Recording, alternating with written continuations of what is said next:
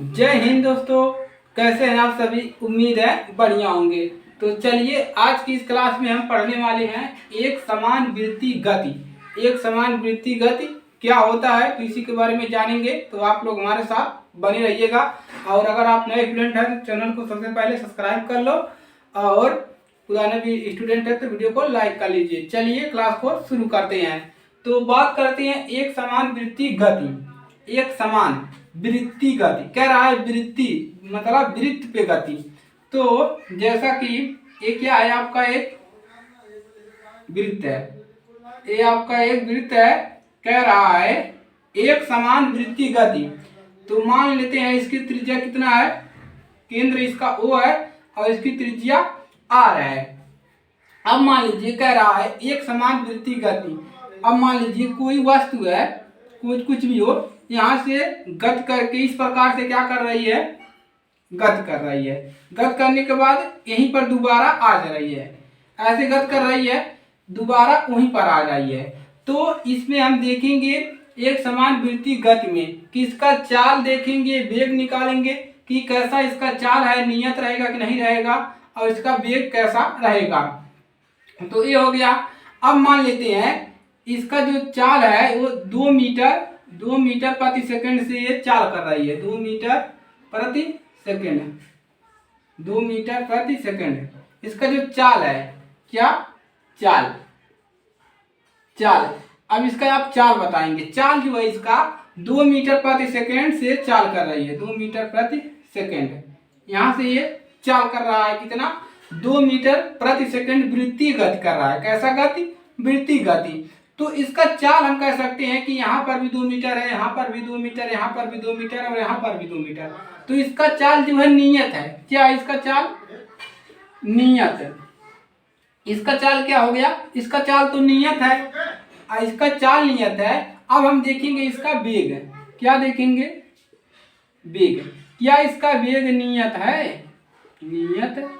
क्या इसका वेग नियत है? यानी कि 2 मीटर प्रति सेकंड से ये तो चल रहा है। ये तो सबको पता है कि इसका जो वेग है वो 2 मीटर प्रति सेकंड है, यानी कि चाल है। चाल तो इसका 2 मीटर प्रति सेकंड चल रहा है। अब हम देखेंगे कि इसका वेग, जो इसका वेग है जो चल रहा है, इस प्रकार से जा रहा है, क्या वह नियत है? तो वेग क्या है आपका? वेग आपका सदिश राशि। कैसा राशि? सदिश है, सदिश राशि है। तो यहाँ पर देखेंगे कि हम वेग क्या होता है। अगर हम बात करें वेग की तो इसमें क्या होता है, सदिश में परिमाण होता है, परिमाण, और क्या होता है, दिशा। सदिश, कोई भी सदिश राशि हो उसको हमें चाहिए परिमाण चाहिए और उसमें चाहिए हमको दिशा। अब चलिए यहाँ पर देखेंगे परिमाण। परिमाण तो इसका कितना है, सभी जगह पे कितना है, 2 मीटर प्रति सेकंड है। कितना है? 2 मीटर प्रति सेकंड है। परिमाण तो इसका सही है, लेकिन इसको नियत कब कहेंगे? नियत तो है नहीं, देखेंगे नियत है या नहीं है। अब देखेंगे इसकी दिशा, जो ये चल रहा है इसकी दिशा क्या है।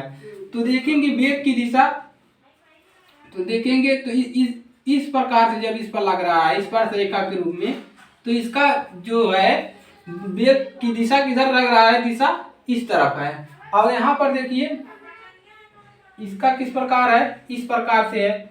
यहाँ पर देखिए इस प्रकार से लग रहा है, यहाँ पर इसका इस प्रकार से इसका लग रहा है, वृत्तिगत कर रहा है। तो इसकी वेग जो दिशा है वो इस प्रकार से इधर है, इसकी दिशा इधर है, इसकी दिशा इधर है। तो यहाँ पर दिशा देखिए बदल रहा है, इसकी दिशा इधर हो गया, इसकी दिशा इधर हो गया, इसकी दिशा इधर हो गया। तो इसकी दिशा सेम नहीं है, इसका दिशा जो है वो क्या है, बदल रहा है। तो इसका दिशा जो है वो क्या कह रहा है, विपरीत है, विपरीत। यानी कि इसका जो दिशा है निश्चित नहीं है, बदल रहा है। तो यहाँ से हम कह सकते हैं कि जो हमारा वेग है वो नियत नहीं हो सकता, कभी भी नहीं नियत हो सकता। वृत्तिगत पे जब वो गति कर रहा है तो उसका जो वेग है वो नियत नहीं हो सकता। यहाँ से ये हो गया क्लियर। चलिए आगे बढ़ेंगे। तो हम यहाँ से कह सकते हैं चाल नियत। तो हम यहाँ से क्या कह सकते हैं कि चाल तो नियत हो सकता है, लेकिन जो वेग है उसका नियत नहीं हो सकता।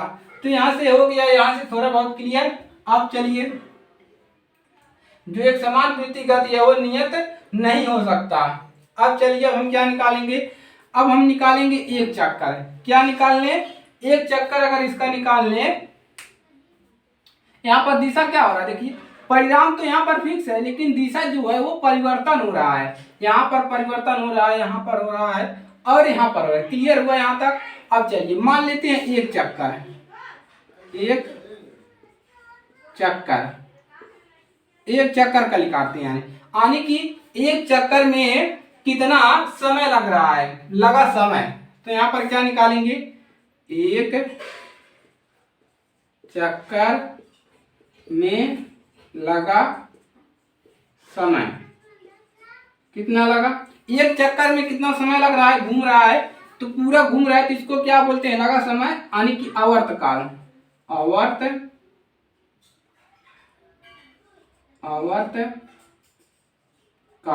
आवर्तकाल लिख लीजिएगा, आवर्तकाल, यानी कि एक चक्कर में पूरे लगे हुए समय को क्या कहते हैं, आवर्तकाल। तो आवर्तकाल को हम दिखाते हैं कैपिटल टी से, इसको दिखाते हैं आवर्तकाल को कैपिटल टी से। और एक चक्कर में चली गई दूरी, एक चक्कर में कितनी दूरी तय कर रहा है, यहां से जा रहा है दोबारा, जहां से गए वहीं से वापस आ गए। तो लिखेंगे एक चक्कर में, क्या देखेंगे, एक चक्कर में चली गई, एक चक्कर में चली गई दूरी, एक चक्कर में कितनी दूरी तय कर रहे, देखिए एक चक्कर में कितना दूरी कर रहा है, एक वृत्त पर कर रहा है, यानी कि परिधि पे, वृत्त के परिधि पर कर रहा है। तो क्या होगा, एक चक्कर में चली हुई दूरी परिधि, परिधि, देखिए परिधि क्या हो गया कि देखिए एक वृत्त पर कर रहा है, चक्कर लगा रहा है, यानी कि उसके परिधि पर। तो एक चक्कर में कितना दूरी तय किया, वृत्त के परिधि के बराबर। तो परिधि क्या होता है आपका, 2 पाई आर होता है। क्या होता है, वृत्त का परिधि जो होता है 2 पाई आर होता है। अब हम निकालेंगे इसमें चाल। अब हम इसका क्या निकालेंगे, यहां से हमको एक सूत्र मिलेगा, चाल। चाल बराबर क्या होता है, चाल बराबर होता है दूरी बटा में समय। चाल बराबर दूरी बटा में समय। तो यहां से क्या निकलेगा, चाल बराबर दूरी बटा में समय लगाएंगे। चलिए इसको ऊपर लगाते हैं थोड़ा, यहाँ पर चाल बराबर दूरी बटा में समय, ये सूत्र होता है। अब चलिए चाल आपका जो है, चलिए दूरी कितना है, परिधि के बराबर। परिधि क्या होता है, 2 पाई आर, और समय कितना लग रहा है, कैपिटल टी, और चाल आपका वेग क्या है, v है। तो यहां से आपको चाल यानी कि वेग, तो यहां से आपको सदिश को हम किसे दिखाते हैं, वेक्टर लगा देते हैं। तो यहाँ से आपको एक सूत्र मिल गया, v बराबर 2 पाई आर अपान टी। तो ये आपके प्रश्न में काम आएगा, इस पर प्रश्न कराएंगे, प्रश्न हल करने के लिए, प्रश्न हल करने के लिए ये आपको सूत्र मिल गया। तो इसको आप लोग नोट कर लीजिएगा, समझ में आया।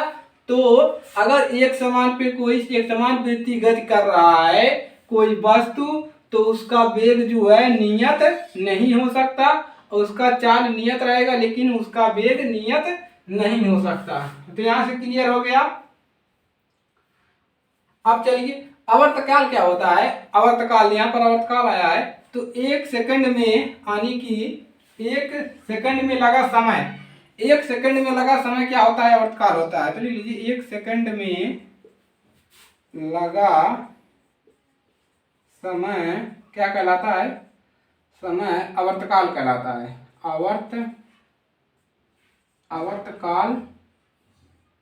कहलाता है। तो एक सेकंड में लगा समय क्या कहलाता है, आवर्तकाल कहलाता है। तो यहाँ से आपका क्लियर हो गया है कि एक समान वृत्ति गति जब करेगा कोई भी वस्तु वृत्त पर, तो उसका वेग जो है नियत नहीं होगा। तो चलिए ये हो गया आपका एक समान वृत्ति गति। अब वेग कब नियत होगा, जब यहाँ पर होता एक समान गति। क्या होता, जब एक समान गति होता, एक समान गति, जब एक समान गति होता तो कह सकते हैं कि जो आपका वेग है वो क्या है, नियत है। लेकिन यहाँ पर वृत्ति गति हो रहा है तो वृत्ति गति पे वेग नियत नहीं रहेगा। तो ये हो गया आपका एक समान वृत्तिगत, इसको तैयार कर लीजिएगा। चलिए नोट कर लेंगे। चलिए तो आज के लिए सिर्फ इतना ही, मिलेंगे नेक्स्ट क्लास में। तब तक के लिए जय हिंद, जय भारत।